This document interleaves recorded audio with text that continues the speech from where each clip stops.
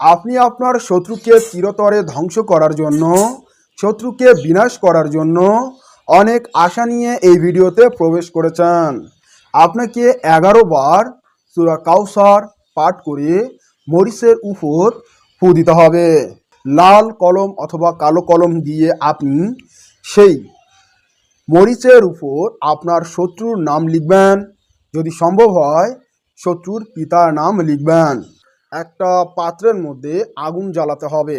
ইন্না আতাইনা আল কাউসার ফাসাল্লি লি রাব্বিকা আয়ানহার ইন্না শানিয়াকা হুয়াল অমুকের পুত্র অথবা কন্যা অমুক আপনার হোক। এইভাবে এই সূরা কাউসার আপনি 7 বার পাঠ করুন। করে ফু দিয়ে আপনি ওটা জ্বলন্ত আগুনের মধ্যে এইভাবে ছেড়ে দিন। ঠিক আছে? এইভাবে আপনি এই কাজটি করতে থাকুন। যেদিন করবেন তার পরদিন থেকে আপনি এটার প্রভাব দেখতে পারবেন।